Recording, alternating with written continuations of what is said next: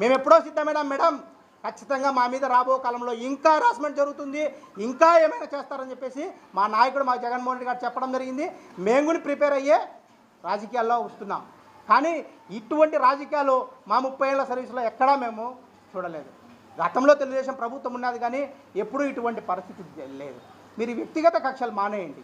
ఎవరు మీకు కంప్లైంట్ ఇచ్చిన నాయకులు వాళ్ళ పేర్లు ఒకసారి మీరు వెరిఫై చేసుకోండి. మీ ఇన్ఛార్జ్ అంటున్నారు గంజాయితో గలాటలు పడి గంజాయిలతో కొట్టాడుకున్నారని చెప్పి మీరు పరామర్శించి గంజాయి వాళ్ళు మా వాడిని కొట్టినారని స్టేట్మెంట్ మీరు ఇచ్చుకున్నారు.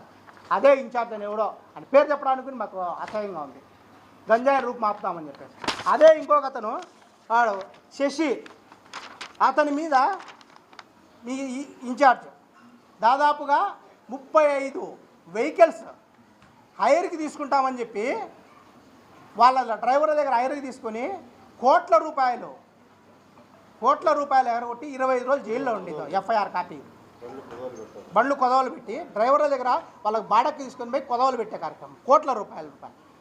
ఇట్లాంటి వాళ్ళ మాటలు విని మీరు అనవసరమైన టైం వేస్ట్ చేసుకుంటున్నారు. కడప నగరానికి మీరు మంచి చేయండి, ప్రజలు హర్షిస్తారు.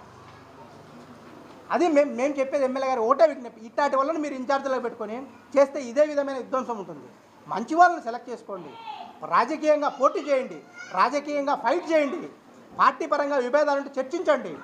అంతేగాని ఈ విధంగా ఎవరు మాట్లాడితే ఎవరు మా అడ్డం మాట్లాడినారని చెప్పేసి లేకపోతే కోర్టులో కేసులు వేసినారని చెప్పేసి ఈ విధంగా హరాస్మెంట్ చేయడం అనేది తగదని చెప్పేసి నేను మరొకసారి ఎమ్మెల్యే గారికి విజ్ఞప్తి చేస్తున్నాం. దాంతోపాటు